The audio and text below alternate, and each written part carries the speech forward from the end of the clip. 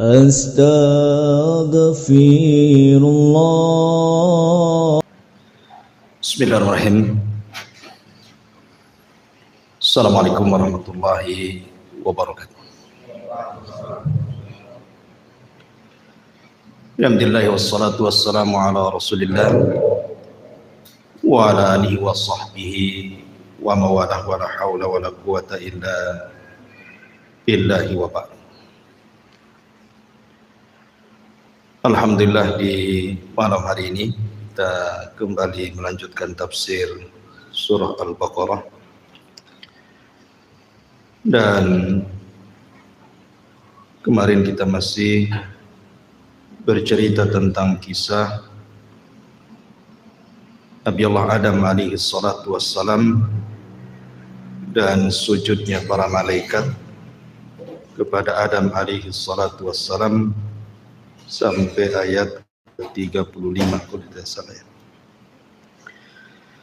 A'udzubillahi minasyaitonir rajim. Bismillahirrahmanirrahim. Fa'azallahuma asyaitanu anha fa'akhrajahuma mimma kana fi. Wa qulna ihbitu ba'dukum li ba'din adu wa lakum fil ardi mustaqarrun wa mata'un ilahin. Fatalaqqa Adamu min rabbih kalimatin fataba alaihi innahu huwat tawwabur rahim. Qulna ihbitu minha jami'a fa imma ya'tiyannakum minni hudan faman tabi'a hudaya fala khaufun alaihim wala hum yahzanun. Maka syaitan pun kemudian menggelincirkan keduanya, maksudnya Adam dan Hawa, anha dari surga.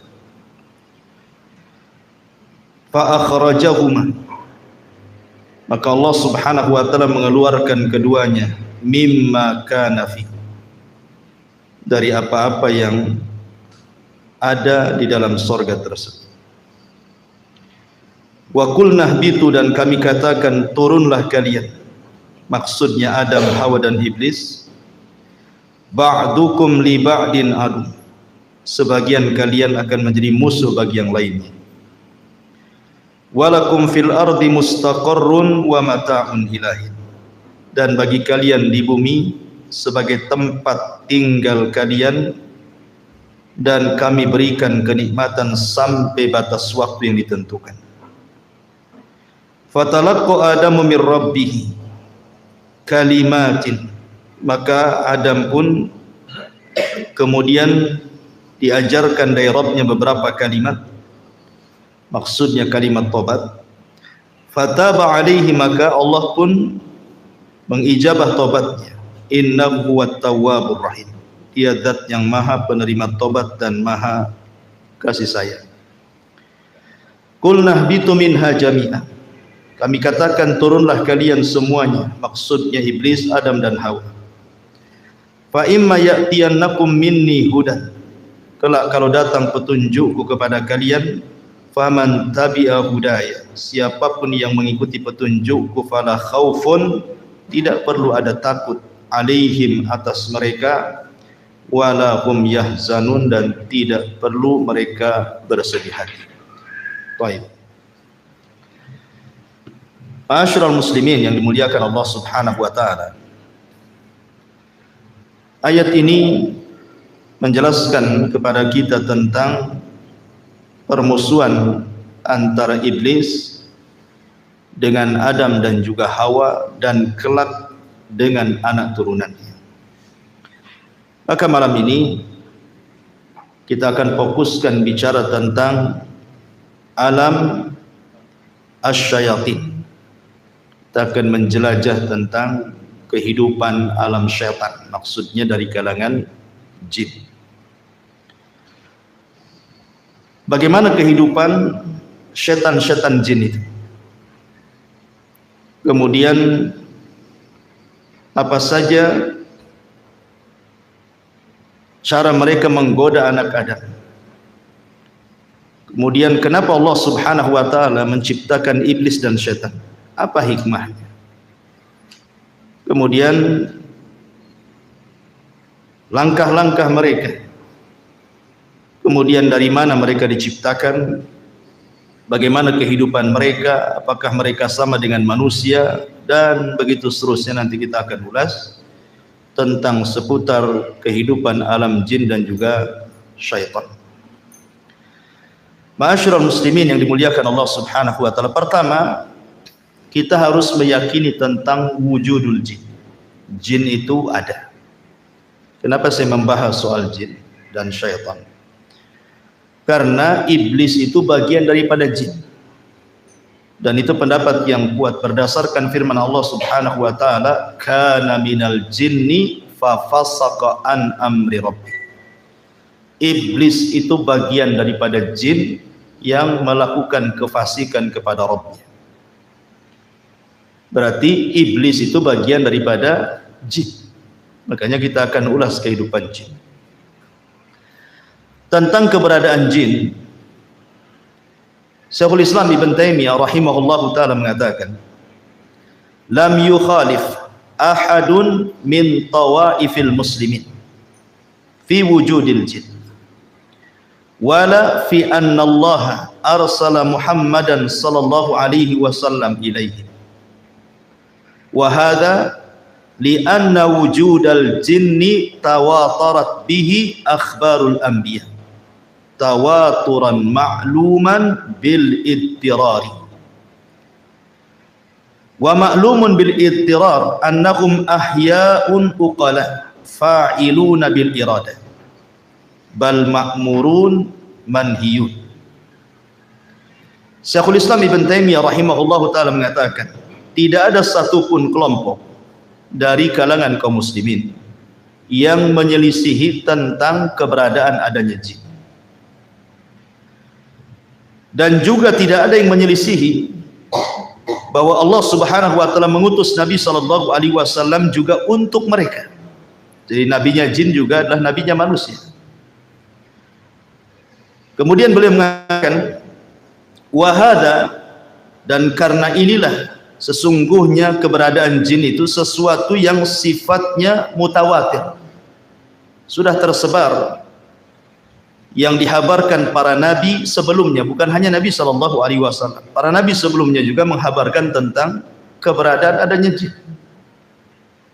Dan mereka adalah makhluk yang hidup, berakal, mereka melakukan sesuatu karena kehendak, dan mereka diperintah dan juga dilarang.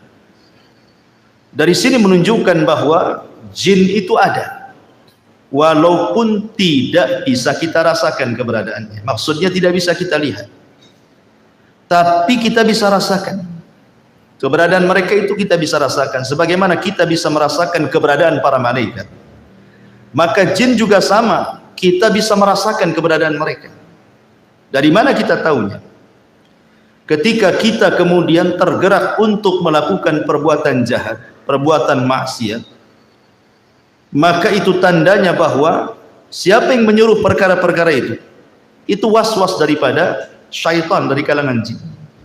Sama ketika kita tergerak untuk mengaji ke sini, untuk ibadah, untuk taat, itu karena dorongan para malaikat. Artinya bahwa bukan sesuatu yang kita tidak bisa melihat, bendanya tidak ada. Contoh saja kipas ini, kita bisa rasakan anginnya, tapi apakah antum bisa mensifati anginnya berbentuk apa? Kan tidak bisa, tapi kan kita bisa rasakan.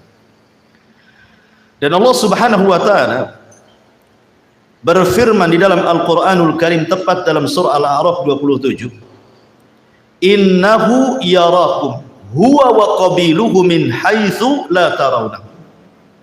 Sesungguhnya mereka, maksudnya kalangan jin itu, mampu melihat kalian, dia maksudnya iblis dan seluruh kabilah-kabilah jin, dari tempat yang kalian tidak mampu melihat mereka. Makanya jin kenapa disebut jin? Lijtinanihim au istitarihim. Maksudnya kenapa disebut jin itu? Karena tertutup. Makanya bayi dalam perut itu disebut janin, diambil dari kata jin karena tidak tampak, kan gitu. Karena jin itu tidak tampak. Ma'asyiral muslimin yang dimuliakan Allah Subhanahu wa taala. Akan tetapi Walaupun sebagian ataupun seluruh manusia tidak sanggup melihat jin, tapi ada sebagian hewan mereka melihat jin. Kita manusia memang tidak ditakdirkan mampu melihat mereka dan mereka melihat kita, tapi ada sebagian hewan itu mampu melihat jin. Seperti dalam hadis Nabi SAW. Nabi SAW bersabda dalam hadis Jabir yang dikeluarkan oleh Abi Dawud dalam sunannya, "Idza sami'tum nibahal kilab wa nahiqal hamir bil lail fata'awwadhu billahi minasyaitani fa innakunna yarawna ma la tarawun." Kata Nabi SAW, apabila kalian mendengar gonggongan anjing ataupun suara keledai di malam hari, maka berlindunglah kalian kepada Allah dari syaitan, karena sesungguhnya dua hewan itu sedang melihat sesuatu yang kalian tidak bisa lihat. Hadis ini kata para ulama bahwa mereka adalah melihat syaitan, karena kita disuruh berlindung dari syaitan karena mereka melihat syaitan, maksudnya anjing dan keledai. Ya. Artinya ada sebagian hewan itu yang ditakdirkan oleh Allah Subhanahu wa taala melihat mereka. Tapi kita selamanya tidak akan melihat mereka. Tapi sebagian para ulama mengatakan sebagai keadilan Allah, ketika di dunia kita tidak bisa melihat mereka, maka di akhirat kita bisa melihat mereka, mereka pula tak bisa melihat kita. Dibalik gitu ya. Kalau di dunia kan kita tidak bisa melihat mereka, tapi di akhirat kita bisa melihat mereka. Itu ada sebagian ulama mengatakan seperti itu. Baik, ma'asyiral muslimin yang dimuliakan Allah Azza wa Jalla. Pertanyaannya, kenapa Allah Subhanahu wa taala menciptakan jin? Maksudnya jin-jin yang jahat itu. Ya, ala ra'sihim iblis, tentu ketua gengnya adalah iblis. Kenapa Allah Subhanahu wa taala sampai menciptakan iblis? Buat apa? Ya. Maka kita katakan bahwa Allah Subhanahu wa taala adalah Maha Hakim, Maha Bijaksana. Artinya seluruh perbuatannya didasari karena sebuah hikmah. Jadi Allah Subhanahu wa taala ketika menciptakan sesuatu itu tidak ada yang sia-sia, tetapi ada hikmah di balik penciptaannya. Walaupun menurut kita, buat apa Allah menciptakan keburukan, menciptakan iblis? Buat apa? Nyesatin orang saja kan itu. Tapi sekali lagi bahwa Allah Subhanahu wa taala punya hikmah al-balighah yang jelas, yang kita tidak tahu. Tapi yang jelas bahwa syaitan diciptakan oleh Allah Subhanahu wa taala, iblis dan keturunannya atau kabilah-kabilahnya jin-jin yang jahat itu diciptakan oleh Allah Subhanahu wa taala, memang ditakdirkan untuk menyesatkan umat manusia. Di antaranya adalah, tapi antum perlu tahu bahwa ketika iblis itu maksiat kepada Allah Subhanahu wa taala, bukan berarti Allah Subhanahu wa taala menciptakan iblis itu kurang ajar, sengaja diciptakan untuk kurang ajar kepada Allah, tidak. Kenapa demikian? Karena iblis itu punya ikhtiar sama dengan manusia. Dia punya kehendak sama dengan manusia, bisa membedakan mana hak mana batil. Tetapi dia malah memilih kesesatan dan meninggalkan petunjuk. Dari mana kita tahu?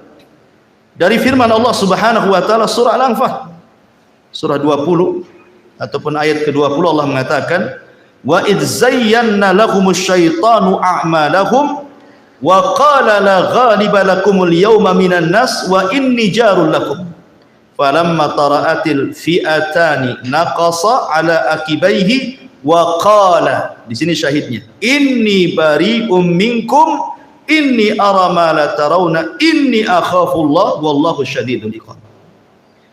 Dan ketika syaitan menghiasi kepada mereka orang-orang kafir jahiliyah itu tentang amal-amal mereka, maksudnya syaitan itu mengkompori, menjadi provokator supaya orang-orang kafir Quraisy itu berperang melawan Nabi. Kemudian syaitan menjanjikan, la ghaliba lakumul yaum, kalian tidak mungkin kalah dalam peperangan ini, kalian pasti menang. Ya. Wa inni jarul lakum, tenang, aku tolong kalian. Karena ketika itu iblis menjelma seseorang yang sudah tua, Syekhun Najd, ikut dalam rapat itu. Ya.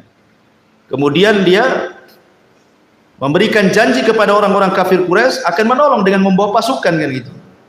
Ketika betul-betul dua pasukan itu sudah berjumpa, pasukan orang-orang Quraisy dan juga pasukan Nabi dan para sahabatnya, nampak akan kalah tuh orang-orang Quraisy. Ketika nampak akan kalah, apa yang terjadi? Kabur iblis. Kemudian mengatakan, inni bari'um minkum, aku berlepas diri dari kalian. Inni ara ma la tarun, aku tahu apa yang kalian tidak tahu.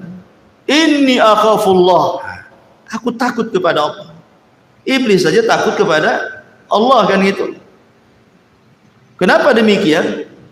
Wallahu syadidul iqab, karena dia tahu Allah itu kalau mengadab pasti dengan adab yang keras. Iblis tahu.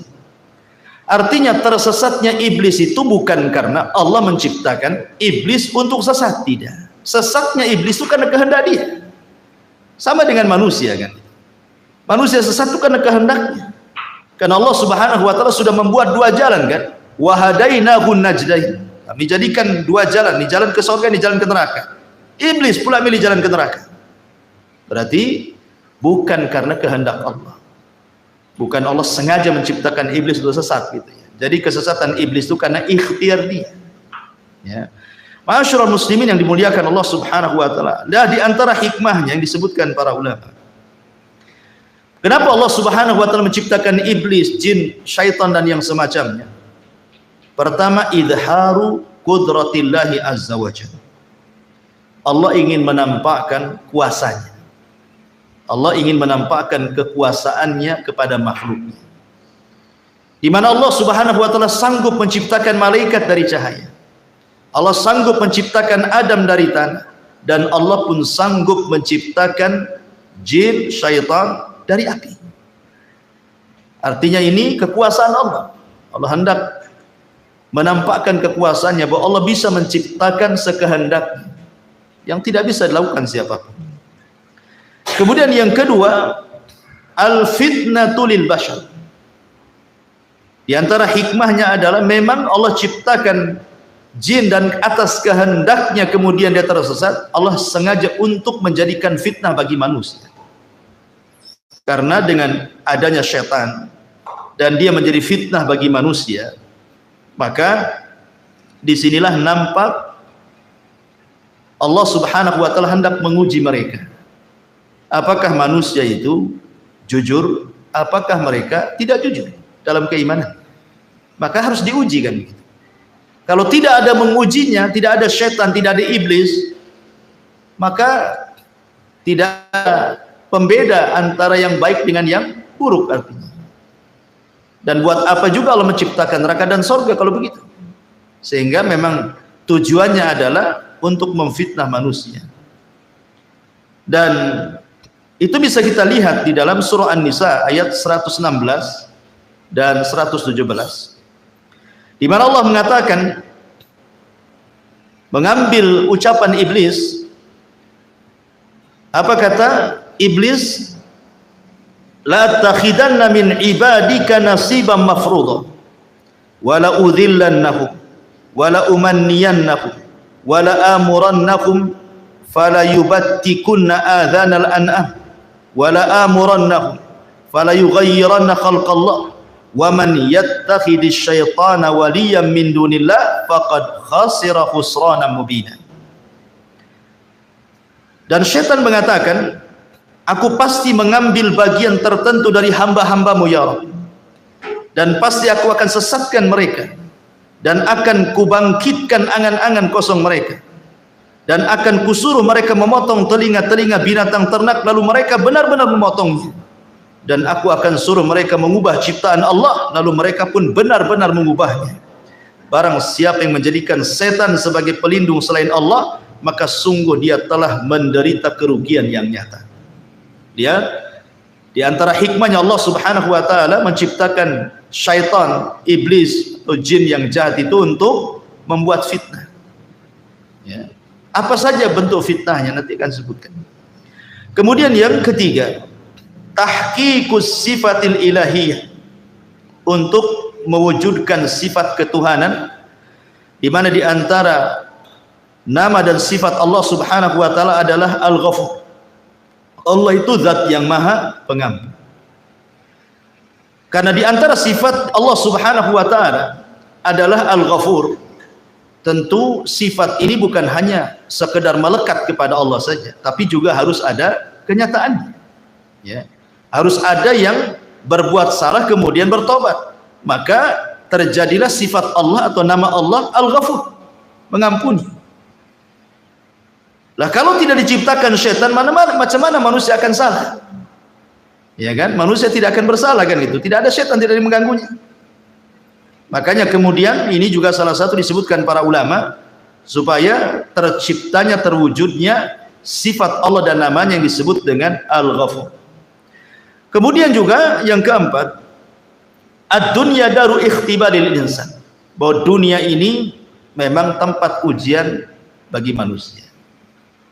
Jadi Allah Subhanahu wa taala menciptakan manusia, kemudian menempatkan manusia di bumi. Kemudian menjadikan mereka khalifah di bumi. Akhirnya Allah Subhanahu wa taala berikan nikmat yang banyak kepada manusia yang kalau kita hitung nikmatnya itu tidak mungkin kita hitung. Wa in ta'uddu nikmatallahi la tuhsuha. Kalau engkau hendak menghitung nikmat Allah tidak mungkin kehitung. Saking banyaknya kan itu. Maka karena Allah Subhanahu wa taala sudah memberikan banyak nikmat kepada manusia, menyenangkan manusia, memudahkan hidup manusia, maka Allah Subhanahu wa taala jadikan dunia ini darul ikhtibar. Allah akan memberikan ujian kepada mereka. Siapa yang taat, siapa yang bermaksiat kan itu. Maka karena dunia ini tempat ujian, harus ada yang bermaksiat, harus ada yang taat, harus ada yang berbuat baik, harus ada yang melakukan perbuatan dosa. Lah salah satunya adalah yang menyebabkan manusia itu melakukan keburukan adalah karena was-was daripada syaitan. Ya.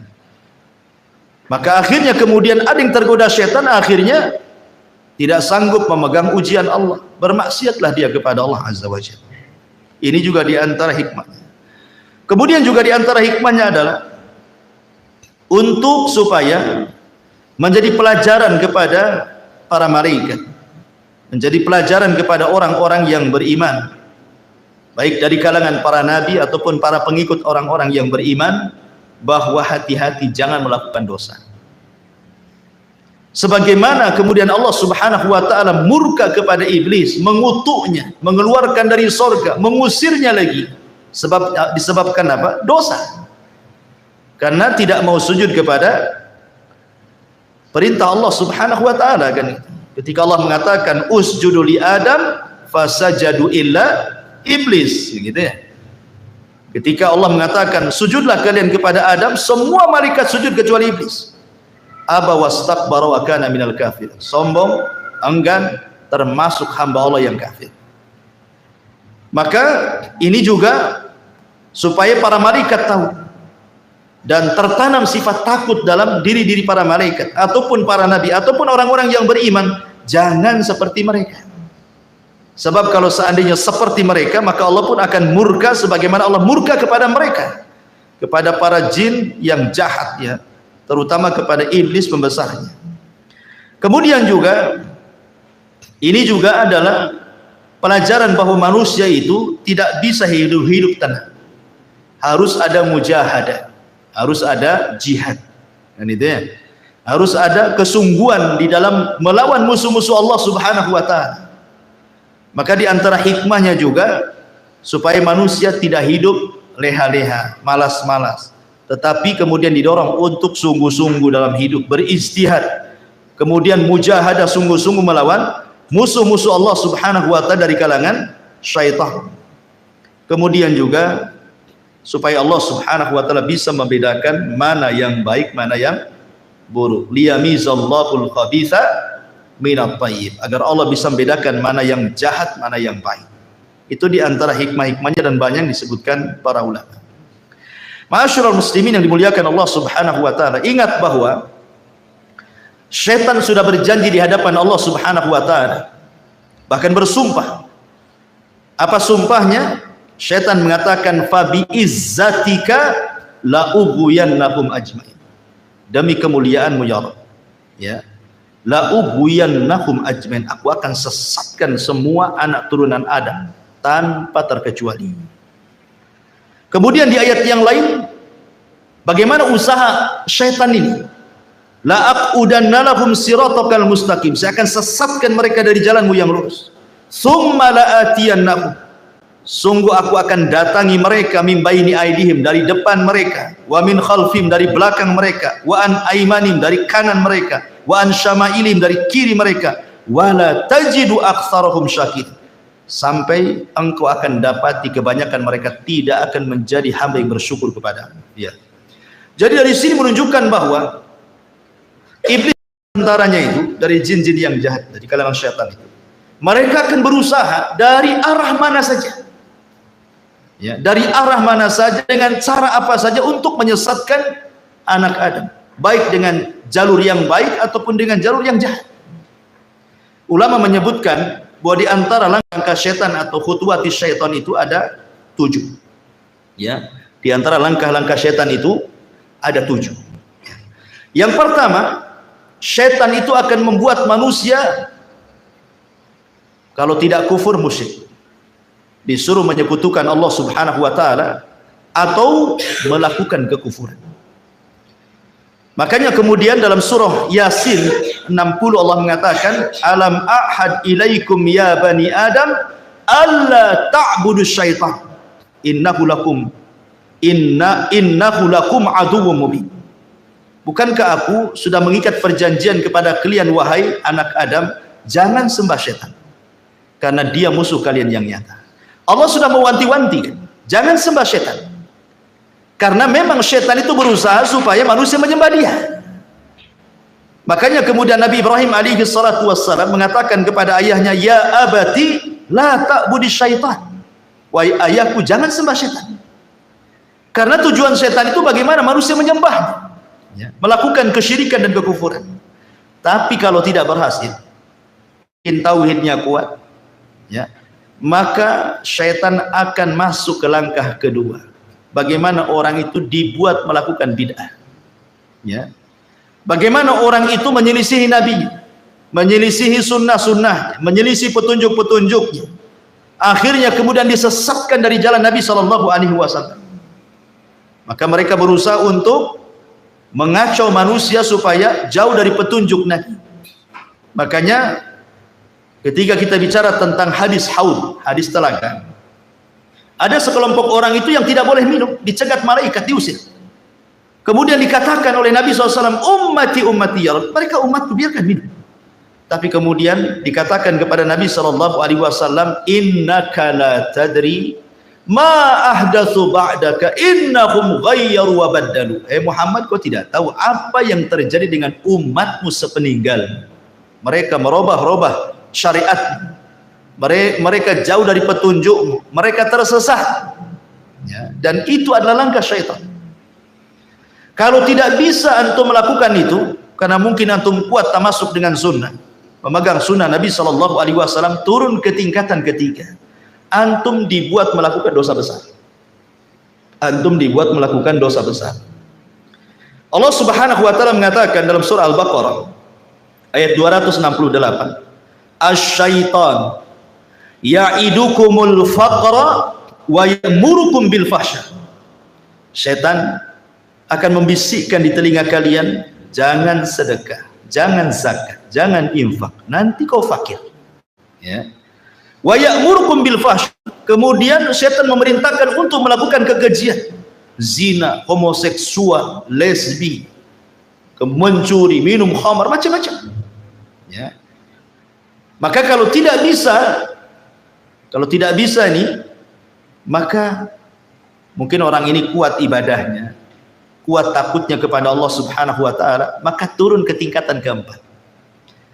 Syaitan akan mengarahkan antum untuk melakukan as-saghair, dosa-dosa kecil. Mungkin dosa besar tidak, ya. Anda tidak melakukan zina, tapi Anda melihat aurat perempuan, ya kan? Seperti itu dibuatnya, kemudian orang itu melakukan dosa kecil.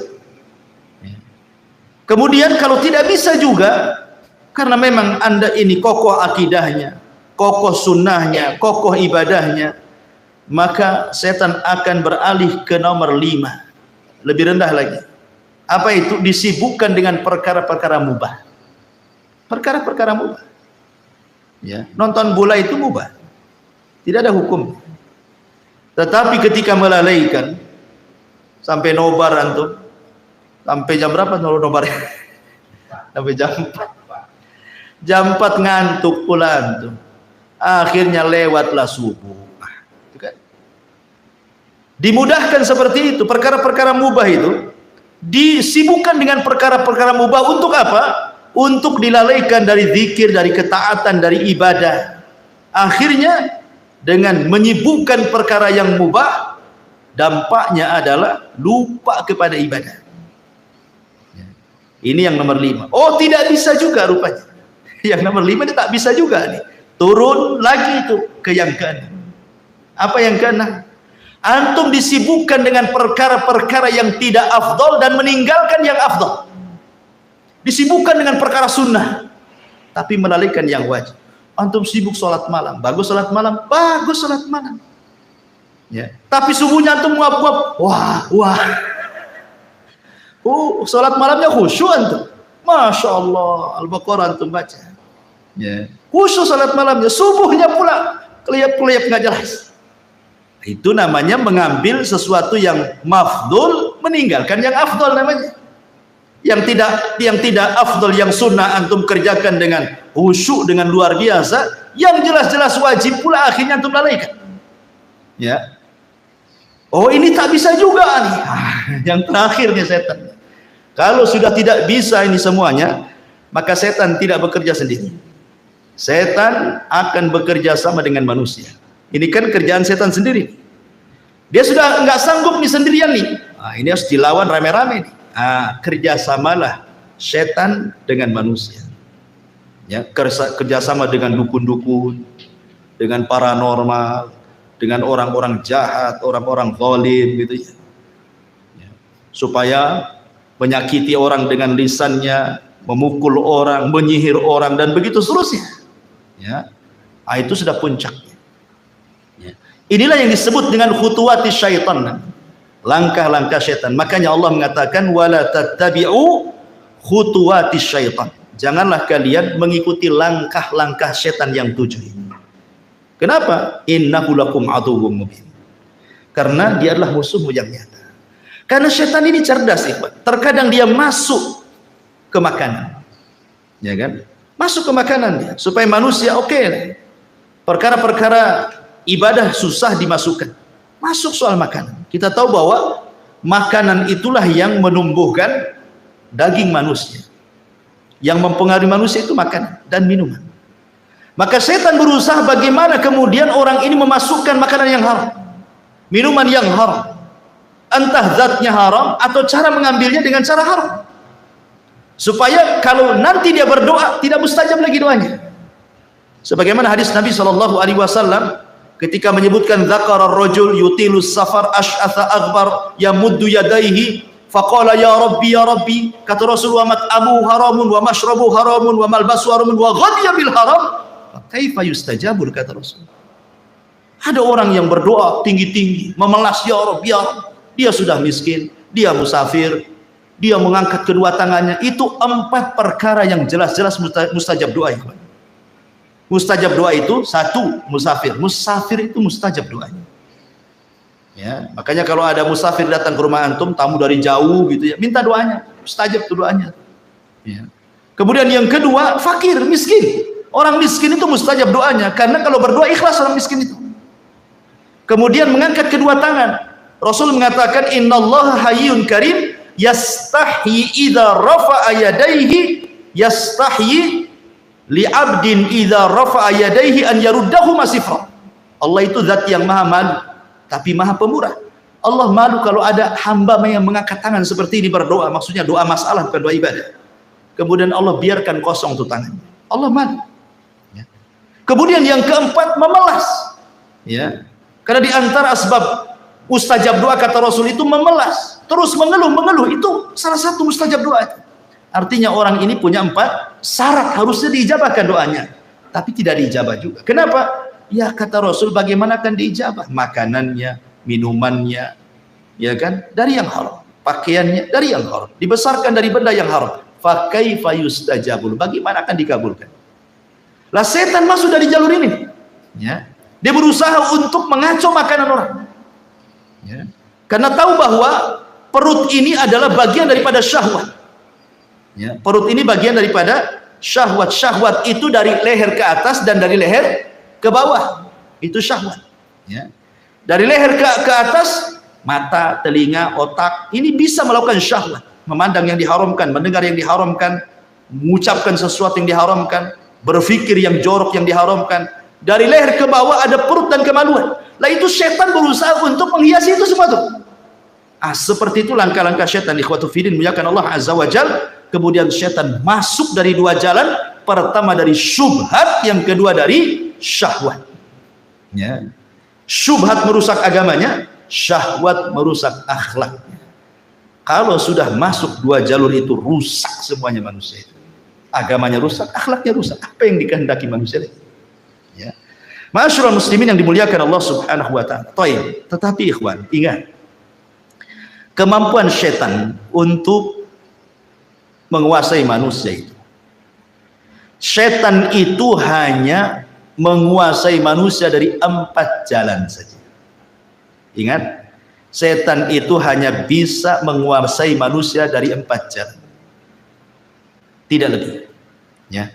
Pertama, at-tazyib, berusaha menghias. Yang hak dihiasi jadi batil. Yang batil dihiasi jadi hak. Yang jahat dihiasi jadi baik. Yang baik dihiasi jadi jelek. Dan begitu seterusnya. Hanya menghias-hias saja.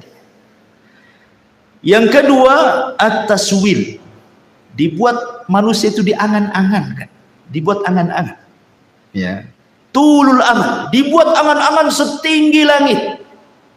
Ya, tapi tak punya sayap, mau terbang, hanya angan-angan saja, pengen kaya, ya, pengen ini, pengen itu, pokoknya dibuat angan-angan sama setan. Ya. Kemudian yang ketiga, al-waswas, dibuat waswas, ya, kehidupannya diwaswas. Kemudian yang keempat, an-nazbu, digoda, dirayu. Inilah setan, kemampuan kepada manusia cuman ini saja. Tetapi hebatnya, walaupun dengan 4 ini, betapa banyak, berapa juta manusia disesatkan oleh setan. Ya, ingat, setan itu tidak bisa maksa manusia, enggak. Kamu jangan sholat, tidak bisa. Setan nggak akan bisa memaksa orang. Ya, setan itu tidak mungkin memaksa orang. Setan itu hanya mampu untuk 4 perkara saja. Dia tidak bisa menyakiti orang. Ya, tidak bisa. Jadi menyesatkan Bani Adam itu cuma dari 4 ini saja, tapi dengan 4 perkara ini, subhanallah, jutaan manusia tersesatkan. Hebatnya setan. Mana dalilnya?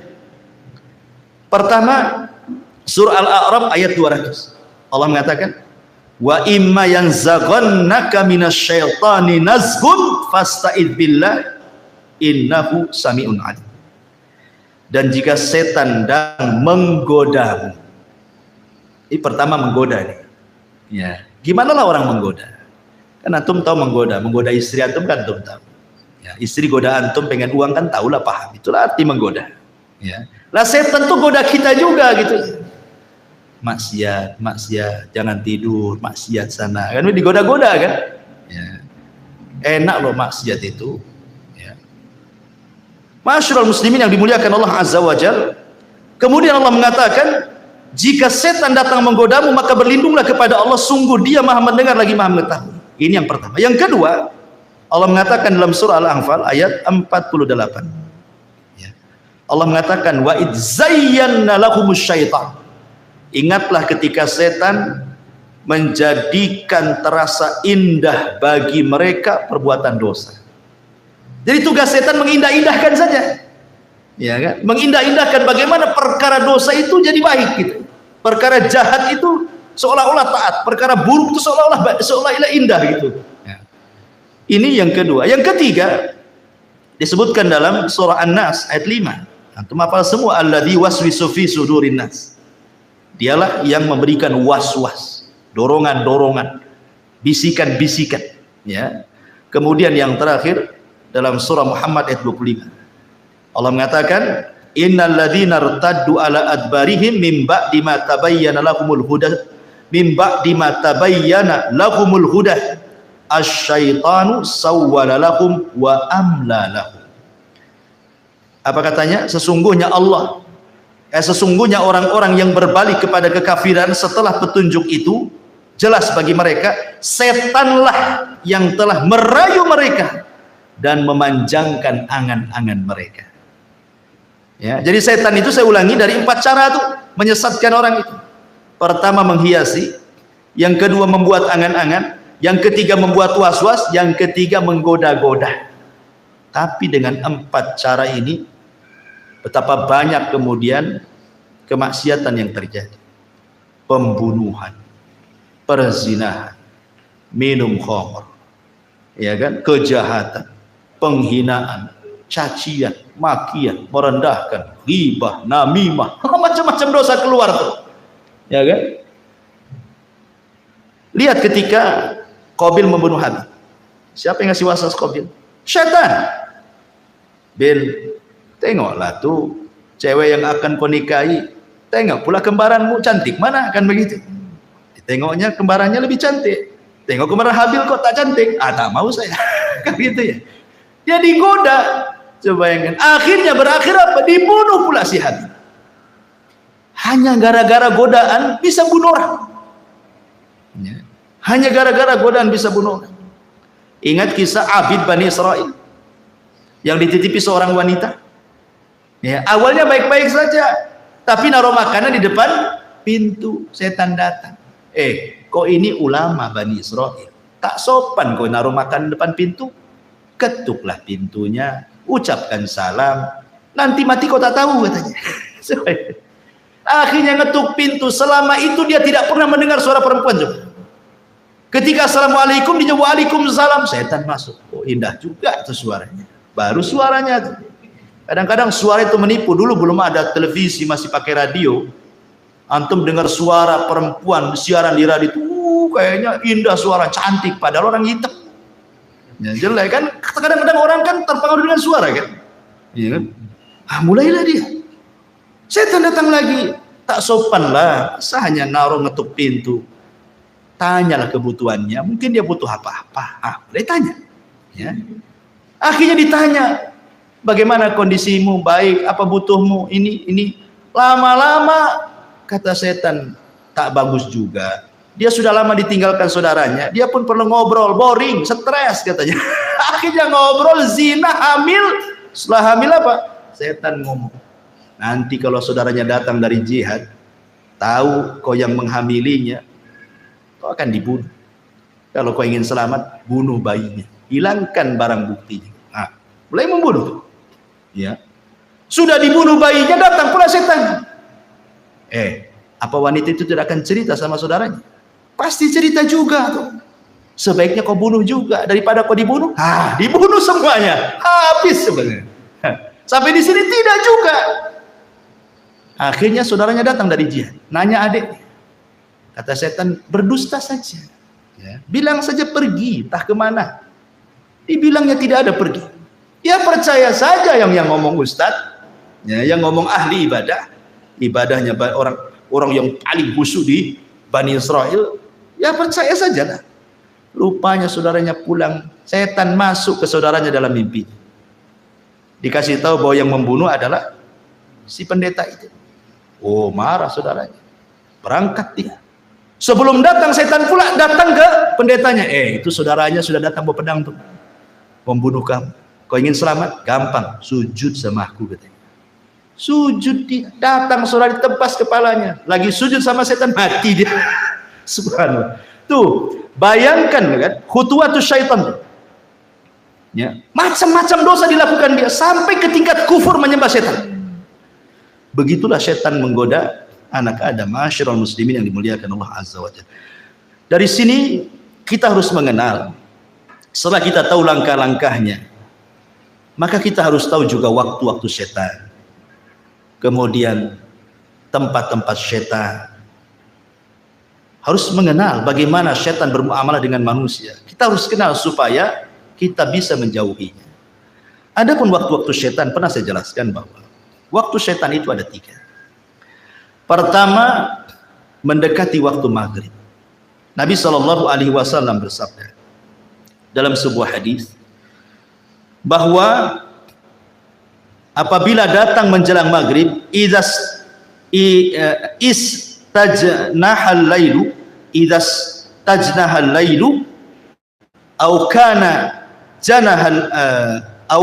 janhul laili fakuffu sibyanakum fa inna syaitan tantashiru hina idzin. Kata Rasul, apabila mendekati waktu maghrib, ya, menjelang terbenamnya matahari, kata Nabi SAW, tahan anak-anak kalian, jangan main di luar rumah, masukkan ke rumah, kunci jendela, kunci pintu.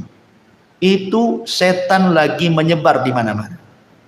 Ya, setan lagi banyak di mana-mana. Kenapa? Dikhawatirkan setan akan masuk ke anak-anak kita. Ya, bisa saja kemudian kesurupan dan begitu seterusnya, kan itu. Makanya waktu ini jangan sampai kemudian mengeluarkan anak-anaknya. Ini namanya waktu setan. Ini satu. Yang kedua, waktu setan itu ba'da isya sampai sepertiga malam, panjang waktunya. Ba'da isya sampai sepertiga malam akhir. Ini waktu setan. Makanya Nabi SAW yakrahun nauma qablaha wal hadits ba'daha. Rasul memakruhkan tidur setelah maghrib. Nggak boleh tidur setelah maghrib itu karena ke isya cepat. Ya, nanti bablas maghribnya kan, apa isyanya ya. Kemudian Rasul memakruhkan bicara setelah isya, kecuali ada manfaatnya, entah manfaat dunia atau manfaat akhirat seperti ngaji seperti ini. Tapi kalau tidak ada manfaat dunia dan akhirat, apa sih manfaatnya? Hanya ngobrol nongkrong gitu, tidak jelas gitu ya. Maka setan akan talau bermain-main tuh dengan orang. Dibuatnya orang kuliner malam-malam, berangkat jam 8, pulang jam 12, sampai jam 12 tidak langsung tidur juga, baru tidur ketika malaikat turun pulang pun tidur. Karena sepertiga malam akhir. Jadi orang itu dilalaikan jangan sampai bangun di sepertiga malam akhir, dan kalau bisa jangan sampai subuh bangun. Itu waktu setan. Ya. Makanya kenapa setan itu di malam hari dia sengaja bawa 3 ikatan. Kemudian datang kepada setiap orang yang tidur, diikat tengkunya 3 kali ikatan. Diikat sama setan tengku kita ini. Kemudian kalau sudah dekat-dekat subuh, maka setan akan membisikkan di telinganya, nim naumatan tawilah, tidur, tidur, malam masih panjang. Padahal udah mau subuh tuh. Itu lagunya tuh. Tidur, tidur, malam masih panjang katanya kan. Coba bayangkan, ya senang aja dia tidur kan. Makanya kata Nabi SAW, kalau dia terbangun wa dzakarallah, langsung dia membaca alhamdulillahilladzi ahyana ba'da ma amatana wa ilaihin nusyur, 1 ikatan hilang. Kalau dia berwudu, 2 ikatan hilang. Kalau dia sholat, hilanglah semua ikatan, sehingga dia menjadi jiwanya baik dan menjadi nasyid, rajin. Rajin. Ya. Rajin itu artinya tidak jadi pemalas. Ya. Ini yang kedua. Yang ketiga, waktu setan itu menjelang zuhur, kubalai zuhur, ya sekitar jam 11, setengah 11 sampai jam 12 lah gitu ya. Itu namanya waktu setan. Dari situlah Nabi SAW mengatakan apa? Kilu fa inna syaitana la yakin. Tidurlah siang karena setan tidak pernah tidur siang. Ya, ya bukan tidur betulan, tidur ya mungkin 10 menit jadilah, walaupun ya sleep chicken. Tidur biasa saja walaupun tak nyenyak gitu.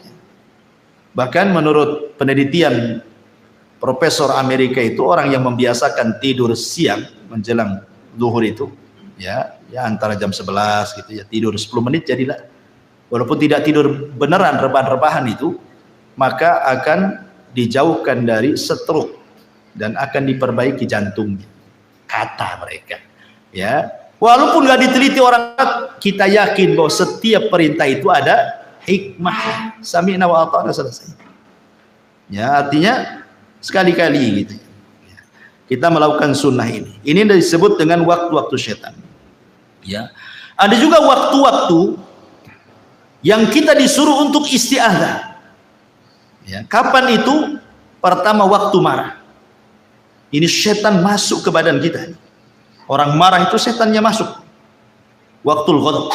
Makanya kenapa kata Nabi SAW, apabila engkau marah dalam posisi berdiri, duduk. Kalau masih marah juga, baring. Kalau masih marah juga, wudu. Masih marah juga, sholat. Masih marah juga, tak tahulah, memang pemarah dia. Artinya sudah macam-macam nih kan. Jadi tahap-tahapan Nabi SAW itu sudah dikasih tahu. Ya. Kemudian yang kedua, waktu syahwat. Waktu ketika orang itu syahwatnya bangkit. Istiadah kepada Allah Subhanahu wa Ta'ala. Apalagi anak-anak muda yang belum kawin, bahaya. Maka disuruh puasa untuk meredakan syahwat. Kemudian juga qabla shalah, menjelang waktu salat. Biasanya setan datang tuh. Kemudian diberatkan kaki melangkah untuk salat. Istiadah kepada Allah Azza wa Jalla. Ya. Kemudian yang keempat, al-iqdam ala a'malis salihati. Ketika hendak melakukan sebuah kebaikan. Entah mau kerja bakti di masjid gitu ya. Entah mau sedekah, entah mau apa, pokoknya ada saja. Enggak bisa lewat dia, lewat istrinya. Bang, jangan sedekah dulu lah bang. Kenapa deh? Ambillah motor dulu. Kan gitu. Jadi nggak bisa lewat dia, lewat istrinya kan itu. Jadi dia setan itu berusaha, makanya waktu-waktu seperti ini istiadah termasuk indan naum, menjelang tidur. Makanya Nabi SAW meruqyah dirinya dengan membaca 3 qul, kemudian mengoles-ngoles badannya, mengusap dari atas kepala sampai kaki. Untuk apa? Supaya jangan diganggu setan. Makanya Rasul itu memberikan irsyad kepada kita berwudu. Ya kan, sebelum tidur, kemudian membaca 3 qul, 3 kali diusapkan semua badan. Ya, kemudian kalau kita ingin bertasbih, tasbih 33 kali, tahmid 33 kali, takbir 34 kali, kan gitu ya.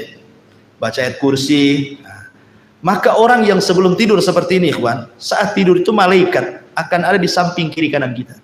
Setiap kita guling ke kiri, maka malaikat sebelah kiri akan mengatakan Allahumma gfirlahu, Allahumma arhamhu. Ya Allah ampuni orang ini, ya Allah rahmati orang. Kalau berguling lagi ke kanan, malaikat sebelah kanan ngomong gitu juga sampai dia bangun. Coba bayangkan, seandainya Allah takdirkan dia meninggal dalam posisi dia sedang didoakan malaikat, ya kan? Tapi kalau nggak berdoa ya samping kirinya setan lah. Apalagi dibuat mimpi-mimpi buruk lagi mimpinya itu, jatuh dari atas ranjang. Baik. Masyaallah muslimin yang dimuliakan Allah Azza wa Jalla. Ini juga diantara waktu-waktu kita disuruh untuk istiadah ya. Kemudian bagaimana setan itu masuk dalam kehidupan manusia? Kita tahu bahwa Allah Subhanahu wa Ta'ala berfirman dalam surah Al-Fatihah, Alhamdulillahi Rabbil Alamin.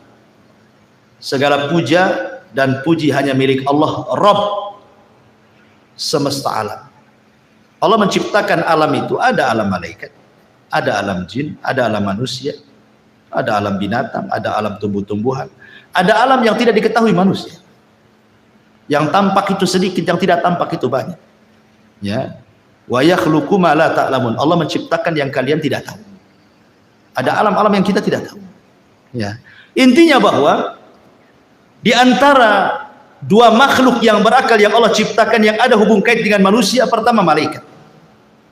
Malaikat sejak sujud kepada Adam, sejak itulah ada hubung kait antara malaikat dengan Adam dan dengan seluruh anak keturunannya. Malaikat akan senantiasa bersama manusia. Ya, sejak janinnya, dia yang meniupkan ruhnya, dia yang mencatat takdirnya. Ya kan? Kemudian lahir dengan selamat. Nah, kemudian setelah lahir ke dunia, maka malaikat akan menjaga dia. Wa inna alaikum lahafidin. Sungguhnya Allah utus kepada kalian malaikat-malaikat penjaga. Kemudian setelah balik, mukallaf, malaikat catat, raqib dan atid amalan baik kita kan itu. Dan begitu seterusnya, ada malaikat terbang ke sana kemari mencari majelis ilmu, majelis zikir. Ada malaikat tiap Jumat berdiri di pintu masjid, mencatat orang yang pertama bagikan korban unta, kedua bagikan korban sapi, ketiga bagikan korban kambing, keempat bagikan korban ayam, kelima bagikan korban telur ayam.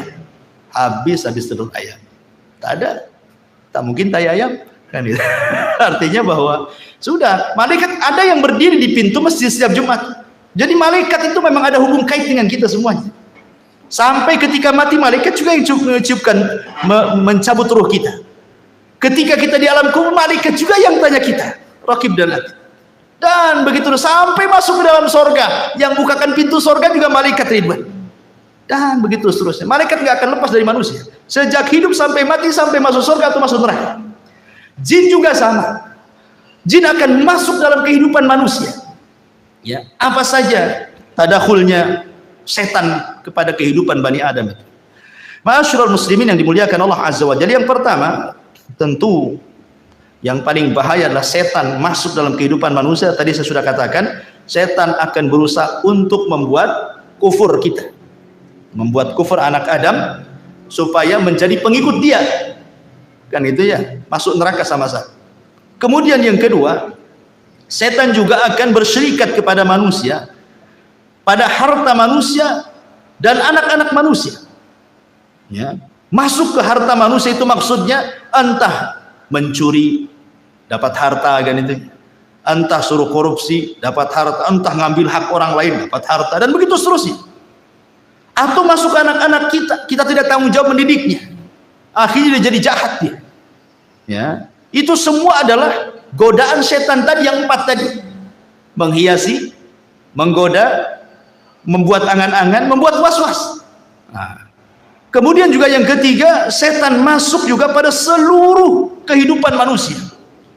Antum rapat, setan juga ada di situ. Makanya lihat di rapat tuh ada juga yang gebrak-gebrak meja. Emosi dia, ada setannya, kan itu ya. Lagi emosi masuk jadi rapat. Lihat ketika Nabi SAW hendak hijrah, rapatlah Abu Jahal di mana? Di Darun Nadwah.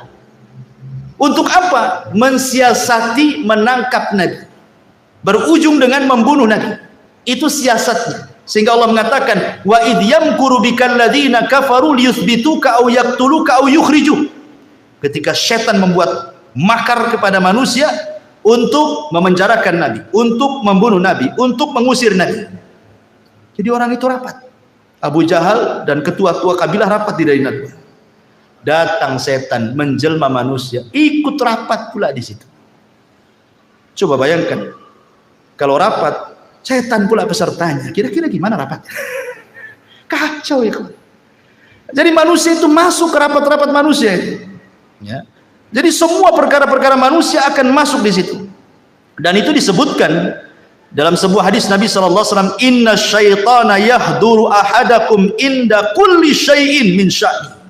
Setan akan masuk kepada salah seorang di antara kalian dalam seluruh perkara kehidupannya dia, sampai kepada makanan. Antum makan, ya, makan. Tiba-tiba kemudian ada, anggaplah nasi jatuh, ya. Setan masuk, jangan diambil, jangan diambil. Ya. Disuruh apa? Mubadzir. Dan Allah mengatakan innal mubadzirina kanu ikhwana syaitan. Orang-orang yang membadzirkan itu termasuk teman-teman setan. Makanya kata Nabi SAW, idza saqatat min ahadikum luqmah falyumithu, kata Rasul. Kalau antum lagi makan, tiba-tiba ada satu nasi jatuh, kata Rasul, ambil, makan. Suruh diambil sama Nabi. Jangan tabdzir, ya kan? Kenapa demikian? Karena Rasul mengatakan, summa liyakulha wala yada'aha lisyaiton. Makan yang jatuh itu jangan tinggalkan untuk setan. Rasul mengatakan jangan tinggalkan untuk setan. Berarti ada setan nunggu-nunggu jatuh tuh. Antum nggak tahu saja kan? Jadi setan tuh nunggu-nunggu depan antum tuh, kapan jatuh, kapan jatuh. Nah, kalau jatuh jangan diambil, jangan diambil. Gitu maksudnya. Kalau diambil, setan kelaparan dia, nggak makan. Tapi kalau antum yang masuk lebih sedikit daripada yang keluar, senanglah setan. Ya. Jadi jangan tabdzir, mubadzir. Apa banyak sekarang, na'udzubillah, kita lindung kepada Allah.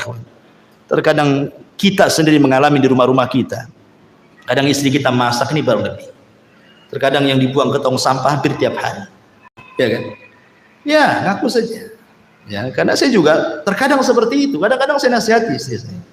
Jangan banyak masak-masak. Kalau masak cukup Ya ibaratnya lebih baik kurang daripada berlebih kan gitu. Kecuali masak banyak untuk tetangga nggak apa-apa. Ya. Kalau untuk dimakan kemudian sampai sayur dibuang karena basi nggak kemakan, nasi dibuang hampir tiap hari, ya Allah kan. Ini sama aja untuk berkawan dengan setan namanya, ngasih makan setan kan. Ya, jadi ini juga sampai masuk kepada perkara-perkara seperti itu. Kemudian faida faragha falyul'iqhu asabi'ahu. Kalau selesai makan tidak cukup sampai di situ kata Rasul, jilati jari-jari kalian. Sampai Rasul nyuruh jilat-jilat. Namanya kalau habis makan kan banyak tuh makanan di tangan itu. Ini udah habis makan belum dijilat, masuk kobokan. Nah, itu kan tuh setan di kobokan. Itu ya, kawan. Ya, kenapa? Alasannya fa innahu la yadri fi ta'amihi yakunu barakah. Kata Rasul, karena kalian tidak tahu di mana berkah makanan itu. Apakah yang dimakan tadi, ataukah yang di tangan, ataukah yang jatuh. Ya. Ma'asyiral muslimin yang dimuliakan Allah Subhanahu wa taala, termasuk juga setan. Itu masuk pada pintu-pintu rumah Bani Adam. Jadi setiap hari setan itu jumlahnya banyak. Usia mereka lebih panjang dibandingkan usia manusia. Ya, tapi tidak ada yang kekal. Semua setan juga mati, kecuali iblis saja yang kekal. Itu pun matinya nanti setelah tiupan sangkakala kan itu. Jadi setiap hari itu di rumah kita ini, di depan rumah kita ini, di depan pintu-pintu rumah kita itu setan sudah berjajar tuh. Semua rumah kaum muslimin. Rumah saya, rumah antum, rumah siapa saja. Ya, setan itu udah nunggu di depan rumah. Apa yang dilakukan setan? Idza dakhala ar-rajulu baitahu. Kalau seseorang masuk ke rumahnya, fadzakarallaha, dia pun mengingat Allah inda dukhulihi, maksudnya baca basmalah ketika masuk, kemudian ucapkan salam. Ya, apa kata Nabi Shallallahu Alaihi Wasallam? Wa inda ta'amihi, dan juga mengingat Allah saat makan menyebut Bismillah. Jadi ketika masuk baca Bismillah, kemudian ucapkan salam, kemudian ketika makan baca Bismillah, maka setan tuh yang nunggu di rumah, di depan rumah itu akan mengatakan kepada kawan-kawan di belakangnya, la mabita lakum wala asya, pergi kita. Kayaknya kita tidak ada kamar nih di kamar ini. Di rumah ini tidak ada kamar dan tidak ada makan di rumah ini, kita pergi-pergi. Ya. Tetapi kata Nabi Shallallahu Alaihi Wasallam, wa idza dakhala falam yadhkurillaha inda dukhulihi qala syaitan adraktumul mabit, wa idza lam yadhkurillah inda ta'amihi qala adraktumul mabita wal asya. Rawahu Muslim. Tapi kalau orang itu masuk, ya, dan tidak mengingat nama Allah, main belusuk saja masuk ke rumah, tidak baca basmalah, ya tidak salam, ya, main masuk saja. Ketika antum makan baca basmalah, ketika masuk tak baca basmalah, maka setan akan mengatakan apa? Nggak apa-apa, nggak ada makan, tapi hari ini kita bisa tidur di rumah ini, gitu. Ada hotel bintang 3 di sini, kita tidur sini. Tapi kata Rasul, kalau dua-duanya nggak baca basmalah, masuk tak baca basmalah, makan pun tak baca basmalah, apa kata setan? Adraktumul mabita wal asya. Maka setan akan berteriak ke kawan-kawannya, sini semua, kita nginep di rumah ini. Ada makan malam kita di sini, katanya. Subhanallah. Ya, bagaimana setan masuk loh ke rumah kita setiap hari. Ya. Ini kemudian juga contoh yang lainnya. Ya. Setan juga berusaha untuk masuk pada hubungan suami istri. Apa kata Nabi Shallallahu Alaihi Wasallam? Lau anna ahadakum idza ata ahlaha qala faqudiya bainahuma waladun lam yadurhu syaitan. Kalau seandainya salah seorang di antara kalian mendatangi keluarga, artinya melakukan hubungan, dan sebelum Anda melakukan hubungan Anda mengatakan bismillah, ya Allah jauhkan kami dari setan dan jauhkan setan dari apa yang kau akan rizkikan kepada kami, kemudian kita melakukan hubungan suami istri, maka setan tidak akan memadaratkan kita di sini. Artinya mafhum mukhalafahnya, kalau seandainya kita tidak baca ini, tidak ta'awud, tidak baca basmalah, berarti ya setan ikut terlibat di situlah maksudnya. Ya. Tapi bukan berarti kalau umpamanya tidak baca doa ini kemudian punya anak, berarti separuh setan separuh manusia. Nah, nggak ada, beda lah kan itu ya. Setan kan tercipta dari api, kita dari tanah, ya. Jadi sudah beda bahan penciptaannya. Ya. Boleh jadi mungkin sifat-sifatnya kan itu. Baik.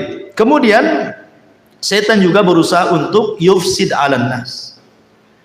Berusaha untuk merusak kesehatan manusia. Kesehatan. Merusak kesehatan biar sakit orang. Ya. Ini disebutkan oleh Nabi sallallahu alaihi wasallam, "Inni la a'lamu kalimatan law qalaha la dhahaba anhu alladhi yajid." Law qala a'udzu billahi minasyaitonir rajim. Kemudian kata Nabi sallallahu alaihi wasallam, sungguhnya aku inni la a'lamu, sungguh aku mengetahui satu kalimat.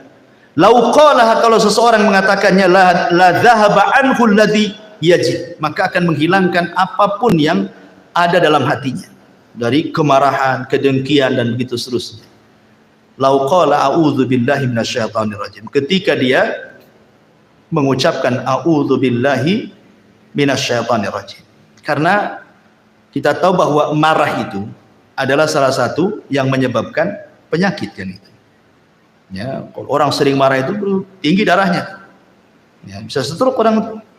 Ya, makanya setan juga berusaha supaya kita dengki, hasad, marah, itu supaya akhirnya kita sakit jadinya.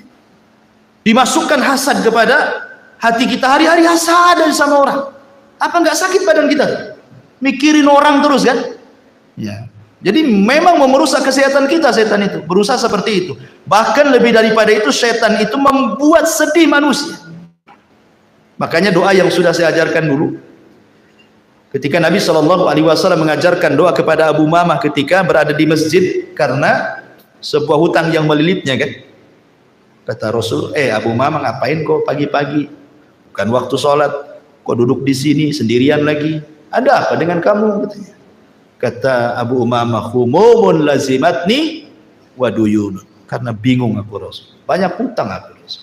Apa kata Rasul? Gimana kalau ku ajarkan kepadamu beberapa kali, maka akan menghilangkan kebingunganmu dan akan melunasi hutang-hutang. Maka Rasul mengatakan, Allahumma inni a'udzubika minal hammi wal hazan. Ini yang pertama diajarkan Rasul. Ya Allah, aku berlindung dari kamu dari ham, kebingungan, wal hazan, dan kesedihan. Karena bingung dan sedih ini salah satunya dibuat oleh setan. Dibuat oleh orang itu bingung sama setan, dibuat orang itu sedih sama setan. Ya, jadi setan itu masuk dalam kebingungan. Makanya kita berlindung kepada Allah dari dua perkara ini. Ya. Kemudian juga setan berusaha untuk merusak rumah tangga orang. Makanya iblis itu punya istana di tengah lautan. Setiap hari dia utus apa?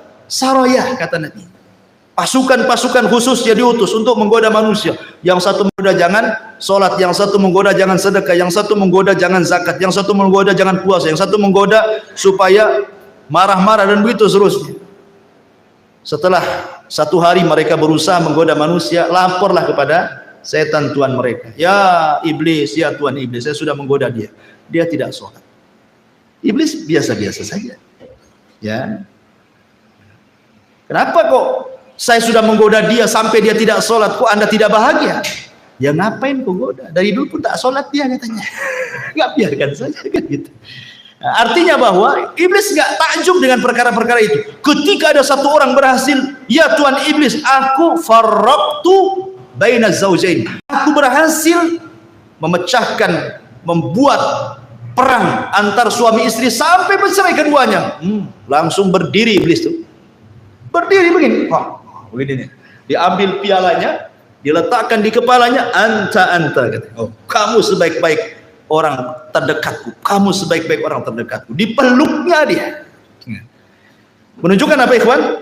Menunjukkan bahwa iblis suka kalau seandainya anak buahnya mampu menceraikan suami istri. Kenapa? Karena korbannya banyak. Kalau orang tidak sholat, dia saja korbannya. Kalau orang tidak puasa, dia aja korbannya. Kalau orang tidak sholat malam, dia aja korbannya, kan gitu ya. Tapi kalau suami istri kemudian retak, kemudian cerai, kemudian banyak anaknya, istri korban, suami korban, anak-anak pun korban. Istrinya nikah lagi, tidak punya tanggung jawab dengan anaknya karena suami barunya tidak suka dengan anak-anaknya. Bapaknya nikah lagi, tak tanggung jawab anak-anaknya. Ini anak-anak terlantar, datang iblis sini nah, jadi anak angkatku aja. Nah, jadilah dia anak iblis. Bahaya ikhwan. Ya. Makanya kebanyakan orang-orang yang bercerai, kalau tidak tanggung jawab orang tuanya, masalah tuh anak-anak. kecuali memang orang tuanya memang tanggung jawab, walaupun dia bercerai tidak masalah ya, tapi dia masih tanggung jawab, dipondokkan anaknya, dikirimi uang dan begitu seterusnya kan, jadi baik gitu ya. Tapi kalau dua-duanya tanggung jawab, dan kebanyakan seperti itu, akhirnya jadi anak angkat iblis jadi kan. Jadi ini juga termasuk bagaimana setan masuk dalam perpecahan rumah tangga ya, termasuk juga masuk pada ibadah manusia, terutama para wanita yang sedang haid.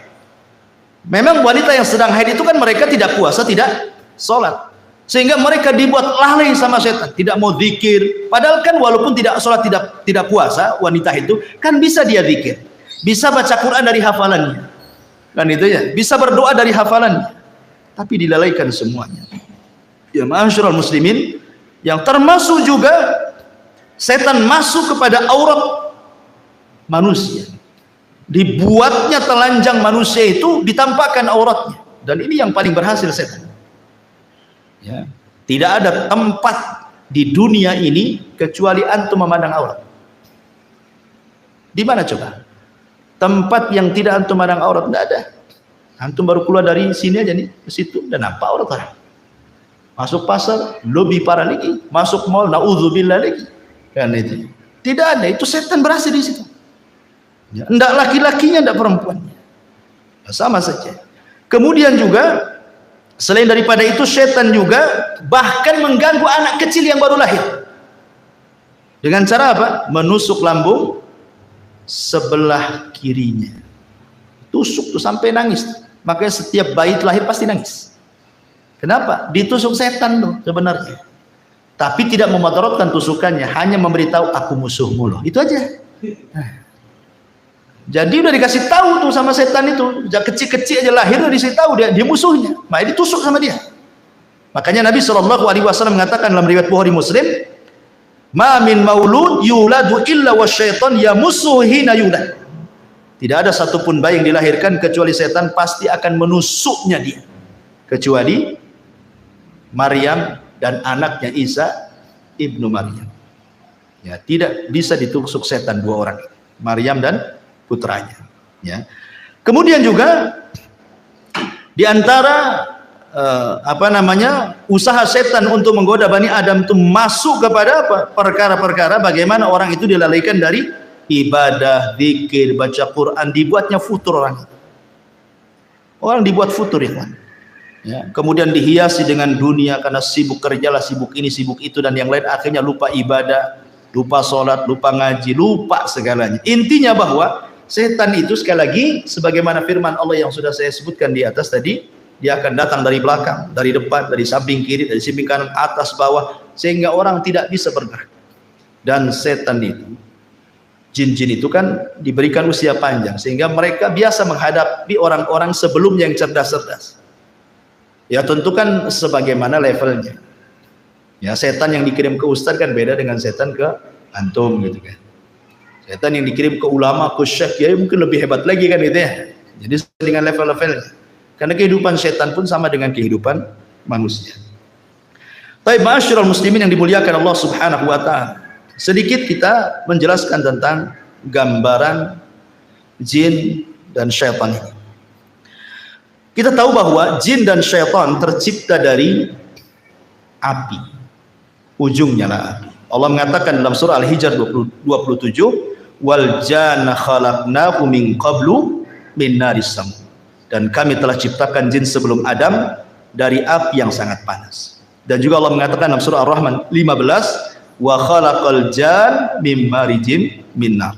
Dan dia menciptakan jin dari nyala api. Dan juga Nabi SAW mengatakan khuliqatil malaikatu min nur wa khuliqal jan mim marijim min nar. Malaikat diciptakan dari cahaya, jin diciptakan dari nyala api. Dan jin diciptakan lebih dulu dibandingkan manusia. Dan malaikat diciptakan lebih dulu dibandingkan jin. Malaikat dulu diciptakan, kemudian jin, kemudian manusia. Adapun bentuk atau sebutan-sebutan jin dalam bahasa, sebagaimana disebutkan oleh Al-Imam Ibnu Abdul Bar dan yang lainnya, al-jinnu inda ahlil kalam wa ahlil ilmi bil lisan yanziluna ala maratibah Jadi jin itu menurut ahli kalam dan para ulama bahasa, mereka membagi jin itu menjadi beberapa bagian. Ya. Faida zakaru al-wahida minal jin khalisan kanu jinni. Fa in aradu annahu mimman yaskunu ma'an nas qalu amir wal jam'u ummah. Wa in kana mimman ya'ridu lisibyan qalu arwah.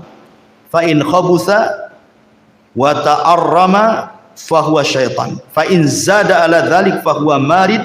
Fa in zada ala dzalik wa qawi amruhu qalu ifrit. Jadi jin itu kalau jin murni maka disebut jin. Memang jin murni dia. Ya. Dia tidak macam-macam. Ya, dia tidak ganggu. Ya, jin muslim lah gitu ya. Enggak ganggu dia. Ya jin-jin gitu saja. Ya. Kemudian yang kedua, kalau yang tinggal bersama manusia yang di rumah-rumah antum tuh, setiap rumah ada jin. Ya, maka disebut amir atau jamannya ammar atau ummar. Ya. Kemudian yang ketiga, jin yang mengganggu anak kecil. Itu disebut arwah. Kan ada anak kecil itu, bi, kok ada apa ya di situ? Nah, ya, anak-anak kecil kan, kadang-kadang ngomong begitu kan. Itu bukan punya indera keenam, bukan indigo, bukan orang sakti itu. Kan ada tuh orang dibilang anak saya sakti, karena melihat setan, melihat jin. Bukan indigo, itu orang kena kerasukan jin. Diruqyah anak kayak gitu. Nah, itu yang ganggu-ganggu anak-anak kita itu disebut arwah. Kadang-kadang dia nunjuk ke gelap. Kok napa itu? Kita nengok tak ada apa-apa. Anak kecil ini ngomong ada di situ. Yang lambe-lambe dia katanya. Nah, itu disebut arwah, ya kan? Kemudian yang keempat, yang jahat dan sering mengganggu itu disebut setan. Nah, kalau jin yang jahat disebut setan. Kalau yang di atasnya setan lebih jahat lagi, itu disebut marid. Sampai ada dukun Yaman yang paling sakti, dia pernah menyihir ulama. Sampai buhulnya itu berapa meter. Pakai kain, itu jarumnya berapa ribu jarum. Dikubur di kuburan. Tobat dia. Ya, dia cerita. Dukun nih, habis tobat karena dia nyesel, dia mengusir ulama masalahnya kan. Tobat dia. Dia menceritakan ya tentang ditanya soal jin yang tidak mungkin beriman sama sekali. Dia mengatakan namanya marid. Itulah yang kemudian oleh Nabi SAW disebut bahwa kalau datang bulan Ramadan maka setan-setan diikat. Siapa yang diikat? Jin marid ini yang diikat. Karena ini jin yang paling jahat. Dia tidak ada jin marid yang beriman. Jahat sekali mereka. Ya, makanya diikat jin-jin yang ini. Tapi yang lain-lainnya tetap aja dilepas, ya. Jadi tidak semua setan diikat di bulan Ramadan. Ya, karena ada hadis yang mengatakan ketika Rasul mengatakan idza ja'akum Ramadan futihat abwabul jannah wa ghuliqat abwabun niran wa sufidatis syayatin, dan setan diikat. Di riwayat yang lain maradatus syayatin, jin yang marid itu yang diikat, yang jahat sekali. Ya, makanya di bulan Ramadan wajar masih ada juga orang yang tak puasa kan. Nah, itulah jin yang lepas tuh yang tak puasa, ya kan. Kemudian yang paling jahat lagi, di atasnya marid ada lagi, dan lebih garang lagi dia. Nah, itu disebut ifrit. Dia kuat. Makanya di zaman Nabi Sulaiman, apa kata ifrit? Aku bisa pindahkan istana Balkis sebelum kau berdiri, katanya. Ya kan? Saking kuatnya. Itulah bawahannya iblis. Ifrit. Dia bisa pindahkan istana Ratu Balkis sebelum Sulaiman berdiri lagi. Nah, itu istilah-istilah yang disebutkan para ulama. Kemudian juga Nabi SAW mengatakan al-jinnu salah satu asnaf. Jin itu ada 3 jenis. Ya. Sinfun lahum ajnihatun yatiruna fil hawa, wa sinfun hayyatun wa kilabun, wa sinfun yahilluna wa yat'anun. Nabi SAW mengatakan dalam riwayat Tabrani dan Al-Hakim dengan sanad yang sahih, jin itu 3 kelompok. Yang pertama jin yang bisa terbang. Jin itu bisa terbang. Makanya kenapa mereka punya maqaidu di sam'i, di atas awan mereka punya pos-pos. Mereka terbang ke awan. Ya, kemudian mereka buat pos di atas awan, nanti dari pos itulah mereka saling panjat pinang. Ya, satu jin ke jin sampai ke langit. Kemudian yang paling atas mendengarkan ucapan malaikat. Disitulah mereka mencuri dengar. Kemudian akhirnya disampaikan ke jin yang bawahnya sampai yang di pos yang di atas awan itu. Baru setelah itu dia turun ke bawah terbang, cari dukun. Kemudian jualanlah kalimat-kalimat Bani Piro kan itu.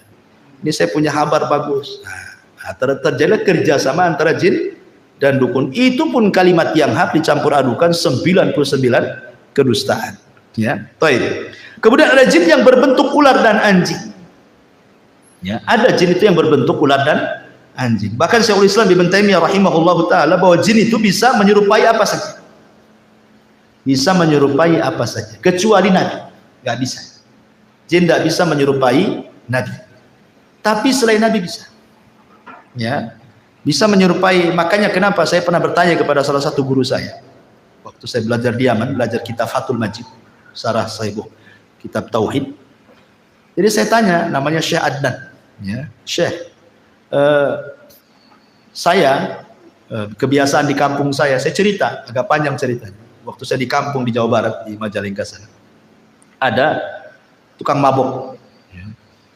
Jadi zaman dulu preman-preman itu mereka bukan kayak sekarang merek-merek Homer itu kan macam-macam ya. Kalau dulu itu kan paling tinggi cap janggut, ya kan?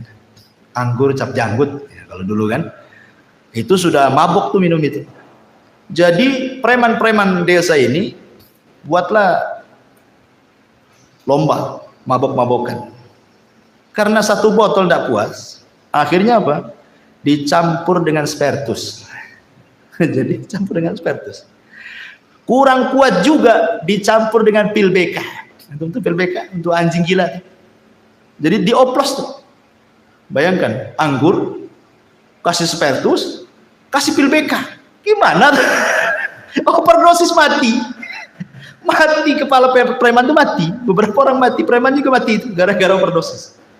Jadi zaman bahula kan, zaman dulu itu preman tuh paling takut dengan hantu. Orang-orang dulu kan takut kalau cerita-cerita setan itu karena banyak tahayulnya orang-orang desa. 1 minggu nggak ada orang berani keluar gara-gara kematian itu. Karena nggak wajar matinya kan. Akhirnya banyaklah tahayul. Orang-orang desa, oh katanya aku melihat preman itu sedang duduk di jembatan katanya. Ya, di tempat saya itu ada namanya jembatan Harewos. Di situ ada di Harewos itu katanya ada dia sedang duduk. Gitu. Jadi saya tanyakanlah cerita ini kepada Syekh Adnan. Mungkin nggak saya bahwa orang mati ini bisa hidup lagi? Karena ini cerita nyata gitu. Ini dongeng dari desa saya, ya, di Majalengka sana. Katanya saya itu mungkin saja. Tapi bukan orang mati itu hidup lagi, bukan itu. Tetapi itu adalah jin korin. Setiap manusia itu punya jin korin kata Syekh. Lah, yang tahu tentang sifat kita, ya bentuk kita itu jin korin kita karena sejak lahirnya sudah ada pada badan kita kan gitu. Sehingga dia tahu sifat kita, bentuk kita apa. Jadi kan dia memungkinkan dia tasyakul persis seperti kita. Jadi ketika dia mati, jinnya ini sudah menakut-takuti orang karena sudah tugasnya selesai memberikan waswas orang sudah mati kan. Berarti jin keluar, dialah jadi jin yang bebas. Akhirnya nakut-takuti orang. Boleh jadi itu jin korin. Nah, jadi ada jin itu yang berubah bentuk seperti itu, kayak manusia. Bahkan Syekhul Islam mengatakan bahwa ada di sebuah tempat itu, di gunung-gunung, di lembah-lembah itu, jin-jin itu sengaja berubah bentuk jadi manusia, seolah-olah mereka menganggap penunggu di situ. Makanya dulu di zaman jahiliyah kalau lewat di sebuah tempat, maka mereka akan berlindung kepada penghuni tempat itu kan, orang jahiliyah itu. Wahai penunggu tempat ini, gitu kan, tolong jangan ganggu saya, ya, saya mau jalan. Akhirnya ngasih sesajen. Maka dari situlah turun ayat wa innahu kana rijalun minal insi ya'udzuna birijalin minal jinni fazaduhum rahaqa. Turun ayat ini. Ya. Dan ada sebagian kalangan dari manusia meminta bantuan, meminta perlindungan kepada sebagian jin, akhirnya menambah kekufuran. Yang anehnya lagi, jin yang dulunya dimintai perlindungan, jinnya masuk Islam, dianya masih kufur. Kan tidak tahu kalau jinnya masuk Islam kan, yang lain nggak nampak kan itu ya. Masyaallah muslimin yang dimuliakan. Kemudian juga yang ketiga, ada jin yang lepas dan berjalan ke sana kemari. Ya. Jadi inilah 3 jenis jin. Baik, kalau ada yang bertanya, bagaimana jin itu akan diazab oleh Allah Subhanahu wa taala dengan api sementara dia tercipta dari api? Jin masuk neraka, dihisab oleh Allah sama dengan manusia. Kalau dia masuk neraka dicipta dari api, tentu dia tidak akan terbakar. Ya.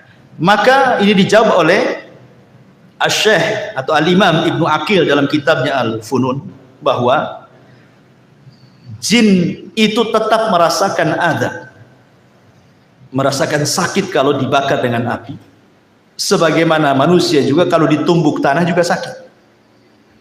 Karena maksudnya jin tercipta dari api itu asal penciptaannya sama dengan Adam, asal penciptaan dari manusia, tapi anak turunannya tidak dari tanah, ya dari ibu bapak. Makanya kalau antum ambil pisau, antum kemudian iris tangan antum, yang keluar kan bukan pasir, bukan tanah, ya darah kan begitu. Berarti bukan lagi tanah. Jadi hanya Adam saja.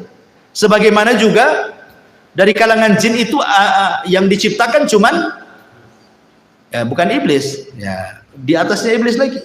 Ya apa Sumiyah itu siapa namanya, kata Imam Nukatsir dalam Bidawaniyah. Ya iblis ini kan ceritanya panjang. Dalam cerita Israiliyat disebutkan, ini cerita Israiliyat, tidak ada Quran, tidak ada di dalam sunnah. Jadi ketika jin itu merusak di bumi, ya maka malaikat diturunkan untuk memenjarakan orang-orang jin-jin yang jahat. Kalau tidak mau tobat, mereka akan dibunuh, dipenjarakan, dibuang. Sehingga kemudian anak pembesar jin itu, bayinya diambil oleh malaikat, dibawa ke langit, dibesarkan di langit. Jadilah kemudian dia jin yang soleh karena hidup bersama para malaikat. Akhirnya dia kemudian bejat karena tidak mau sujud, jadilah dia iblis. Nah itu ya. Wallahu a'lam, itu kan cerita Israiliyat. Tapi yang jelas bahwa itu asal penciptaannya saja dari api, anak turunannya bukan api. Jadi kalau dibakar dengan api ya tetap sakit. Buktinya adalah Nabi Shallallahu Alaihi Wasallam pernah diganggu ifrit dalam sholatnya. Dicekiknya ifrit itu sama Nabi, ludahnya keluar terasa dingin. Kenapa nggak terbakar tangan Nabi? Bukankah katanya dia tercipta dari api? Berarti kan sudah bukan api lagi. Yang kedua, riwayat bahwa Nabi Shallallahu Alaihi Wasallam pernah mau didatangkan syihab minan nar. Jadi jin ini membawa kayu bakar yang ada apinya dan hendak membakar wajah Nabi. Dan kalau memang dia tercipta dari api, ngapain bawa kayu bakar, bawa api? Tangannya aja disentuhkan gitu, kan terbakar dia, ya kan? Menunjukkan bahwa dia bukan lagi dari api kan itu. Itu kan bapak moyangnya aja yang dari api, turunannya ya dari bapak ibunya jin lah kan itu. Karena jin juga nikah sama dengan kita. Jin itu loh kurang lebih kehidupannya dengan manusia. Ada RT, ada RW, ada lurah, ada kecamatan, ada pemilunya juga, ada partainya juga, bermadhab juga, ada Syafi'i, Maliki, Hambali, Zahiri, ada Syiah juga, ada Mut'ah juga mungkin mereka. Ya, apa mereka berorganisasi? Anda tahu juga. Apakah mereka ikut organisasi apa gitu? Wallahu a'lam. Tapi yang jelas kehidupan mereka sama dengan manusia, kurang lebih saja. Ya, tidak kurang, tidak lebih. Baik, kemudian jin mukallafun. Jin mukallaf, artinya mukallaf itu sama dengan manusia juga, disuruh sholat, puasa, zakat, haji. Persis. Quran yang kita baca itu juga Quran yang dibaca mereka. Ya, hadis yang kita baca itu pun hadis yang dibaca mereka. Karena nabi mereka dari manusia. Ya, jadi jin itu kebanyakan belajar agama kepada manusia. Jadi kalau jin belajar agama kepada manusia jadi ustadz. Tapi kalau manusia belajar ke jin jadi tukang sihir. Terbalik kan itu. Ya. Jadi jin itu belajar agamanya kepada manusia. Karena nabinya juga manusia. Wa inna minna salihuna wa inna minna salihuna wa minna duna dzalik kunna tara'iqa qidada. Di antara kami ada yang soleh, ada yang tidak soleh, kami bertingkat-tingkat. Kemudian juga makanan jin disebutkan dalam sebuah hadis Abdullah bin Mas'ud radhiyallahu anhu. Jadi ketika Nabi Shallallahu Alaihi Wasallam diundang untuk ceramah di kalangan jin, bagaimana Rasul tahu bahwa di situ ada jin berkumpul ribuan? Ya tentu malaikat yang kasih tahu. Rasul kan tidak melihat jin. Ya, malaikat ngomong kamu ke sana, itu ditunggu oleh bangsa jin, ceramahlah kau di sana kan itu. Nah, setelah Nabi SAW berceramah, ketika itu kemudian jin-jin ini bertanya soal makanan. Kata Rasul SAW, ya, maka Rasul mengatakan lakum kullu admin dzakarasmallah alaihi yaqa'u fi aidikum au farama yakunu lahman. Kata Nabi SAW, makanan kalian adalah tulang yang habis dimakan orang. Kemudian ketika sudah habis dagingnya, ketika dibuang ke tong sampah, orang ini membaca basmalah, kemudian dibuang. Nanti akan kembali dagingnya. Ya, jadi antum kalau makan sop tulang, ya kan? Itu banyak tulangnya tuh. Ya. Nah, pokoknya yang tulang-tulang lah, tulang ikan, tulang apa, tulang iga. Ya. Ketika antum lempar ke tong sampah, baca basmalah supaya antum sedekah ke saudara antum dari kalangan jin. Sebab kalau antum baca basmalah, nanti daging itu akan balik tuh. Cuman kita tidak melihatnya. Kalau melihatnya tak jadi antum buat. Mau balik lagi dagingnya, itu makan lagi. Tentu enggak, maksudnya kan yang lihat mereka saja. Ya, balik lagi tuh dagingnya dan itulah makanan mereka. Cuman kadang-kadang kita bakhil. Ya, di prestonya pula lah ikan itu. Tulang-tulang yang tuh makan, tak ada sedekah-sedekahnya sama jin gitu ya. Jadi kata Nabi tulang, makanya ketika Nabi SAW melarang tidak boleh istijmar, memerintahkan istijmar dengan batu, kata Rasul jauhi tulang dan kotoran. Ya, karena itu makanan jin, kata Nabi SAW kan itu. Ya. Kemudian juga setiap makanan yang tidak disebut nama Allah yang saya sudah katakan, antum makan apa saja antum tak baca basmalah, jin ikut di situ. Ya, jadi setiap makanan yang tidak disebut nama Allah Subhanahu wa taala, dan tentu ada makanan lain yang kita tidak tahu. Ya.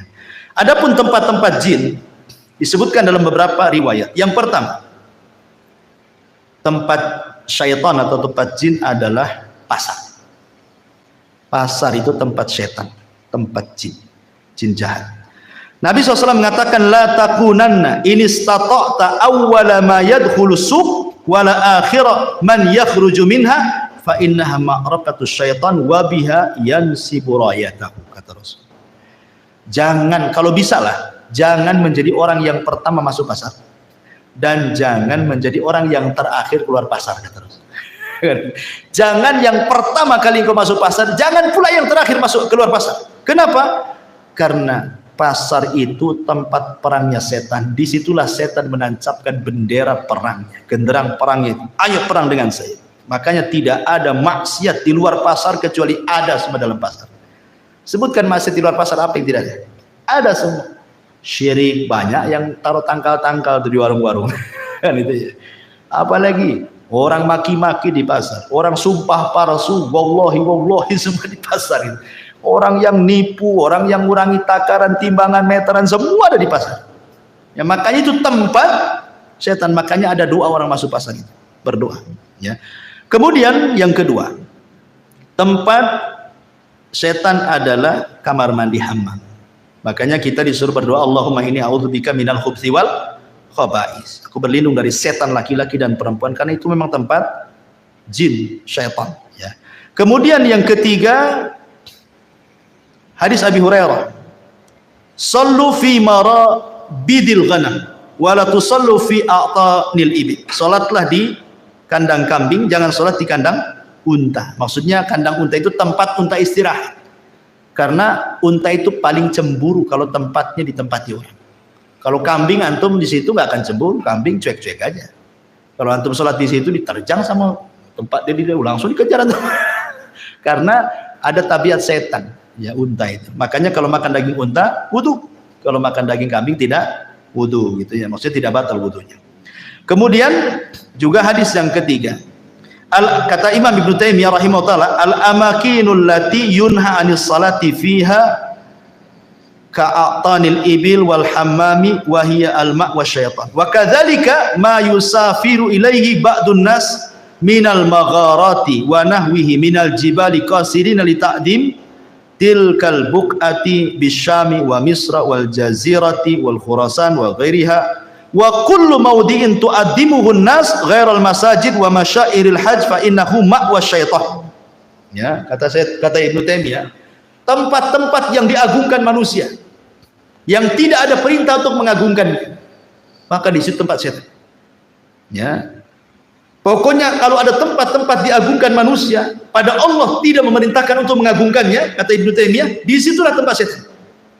Ya. Ya macam-macam, tak kuburan atau tempat keramat gitu ya, gua-gua tertentu, bukit-bukit, kawah-kawah dan yang lainnya, maka kata Ibnu Taimiyah itu tempat setan. Kemudian hadis Abu Qatadah, hadis Qatadah dari Abdullah ibn Sarjis radhiyallahu an, Nabi SAW mengatakan naha an yubala fil hujri, Rasul melarang tidak boleh kencing di lubang. Ya, lah itu kalau toilet itu kloset ada lubangnya, bukan, maksudnya di tempat yang terbuka, maksudnya tadi hutan, tadi padang pasir, ada lubang di situ kan, jangan kencing di lubang. Kata Qatadah ketika ditanya kenapa, alasannya, maka beliau mengatakan innaha masakinul jin, bisa saja di situ dijadikan tempat jin. Ya, pokoknya kalau kencing lihat-lihat ada lubang enggak, takutnya lubang ular pula juga di situ kan, keluar bahaya untuk ya. Kemudian Imam Nawawi juga mengatakan as-salatu fi ma'was syaitan makruhatun bil ittifaq. Salat di tempat yang di situ sudah dijelaskan tempat setan hukumnya makruh. Seperti tempat-tempat minuman khamar, diskotik, bar-bar, tempat maksiat. Nah, itu tempat setan di situ. Jangan salat di situ, makruh. Ya. Nah, jadi termasuk juga boleh mengatakan wal kanais wal biya'i wal khususi wa nahwi dzalik. Termasuk juga di kanais, tempat-tempat ibadahnya non muslim, ya kan? Dan begitu seterusnya, tidak boleh salat di situ, makruh. Taib. Kemudian yang terakhir karena waktu juga membahas ya, tasyakkul wa tasawwur al-jin. Bahwa jin bisa tasyakul, bisa beralih rupa karena izin Allah Subhanahu wa taala. Tetapi ingat bahwa tidak semua jin bisa beralih rupa, kecuali sudah menghabiskan semua tenaganya. Sebenarnya kalau jin itu beralih rupa, ikhwan, berarti dia sudah lemah sebenarnya. Jadi kalau seandainya antum jalan kemana lah, di kuburan mana gitu, di Tamiang atau di mana gitu ya kan, kok nampak ada pocong gitu ya, berarti itu jin, setan itu sudah menghabiskan tenaganya, sudah lemah dia. Jadi nggak perlu takut lagi gitu maksudnya. Lemah kalau jin sampai kemudian beralih rupa, sudah menghabiskan tenaganya. Ya. Jadi justru kalau makin berani dia lemah sebenarnya. Cuman kita tidak, kita yang takut kan gitu. Kemudian juga ada yang mengatakan dalam sebuah referensi itu bahwa sebenarnya jin itu beralih rupa karena dukun. Jadi di kalangan jin itu ada dukun juga. Jadi dia datang ke dukun jin, dimantra-mantrai, maka dia akan menjelma seperti apa. Jadi dukun itulah dukun dari kalangan jin yang merubah dia sehingga dia ingin jadi apa gitu ya. Dan itu akhirnya menakut-nakuti manusia. Ada juga jin itu beralih rupa maksudnya mewarnai dirinya. Nah, diwarna-warnai dirinya supaya nampak ada kaibat, ada apa gitu ya. Kalau kita jalan di kegelapan tuh seset, ada apa aja gitu ya, tak warna apa, bisa saja ya, karena sekali lagi mereka tidak bisa menyakiti kita, mereka itu hanya menakut-nakuti saja ya, mereka menakut-nakuti dan mereka akan mencari semua media bagaimana kita takut ya, entah lewat angin, entah lewat bayang-bayang, entah lewat suara, entah lewat mimpi, begitu. Nah, umpamanya seorang penakut dalam rumah sendirian, ya, pertama PLN mati, yang kedua hujan lebat, yang ketiga apa lagi? Tetangga pula anjing berisik. Hari Jumat kliwon lagi. Gimana? Kalau penakut ikhwan, padahal itu gorden tuh goyang-goyang kena angin, antum sangka di situ ada setan kan itu? Ya memang ada setannya sebenarnya, karena setan itu akan masuk di bayang-bayang, digoyang-goyang, di suara angin, di suara apa saja, pokoknya setan itu berusaha menakuti antum supaya antum takut. Makanya Rasul mengatakan kalau antum lewat di sebuah tempat dan menakutkan, maka cukup mengucapkan bismillah wala tubali, kata Rasul. Bismillah, jangan pedulikan. Kata Rasul, cuma simpel saja. Baca bismillah, jangan pedulikan. Banyak istri antum nih, ya takut ya, kan ada wanita-wanita yang penakut. Mungkin karena sejak kecil sudah ditakut-takuti orang tuanya jangan keluar, nanti ada setan. Akhirnya sampai besar pun terpengaruh dengan bahasa itu. Nengok sinetron pula isinya suser ngesot kan gitu. Semua film setan juga. Akhirnya kan kepikiran tuh. Kata Nabi SAW, kalau umpamanya ke dapur dari rumah, lagi hujan, lagi banyak angin goyang-goyang, jangan pedulikan. Memang itu setan, kita tidak syak lagi itu setan dengan rambut putih. Tapi Rasul mengatakan jangan pedulikan, baca basmalah, masuk kamar mandi, kencing, balik lagi, selesai. Ya, jangan sampai terpengaruh. Ya. Lagi panggil-panggil, siapa di dapur kata. Kacau itu ya. Baik, saya kira ini sampaikan, lama pula kajian kita. Subhanallah bihamdika, asyhadu an la ilaha illa anta astaghfiruka wa atubu ilaik. Allah ta'ala. Assalamualaikum warahmatullahi wabarakatuh.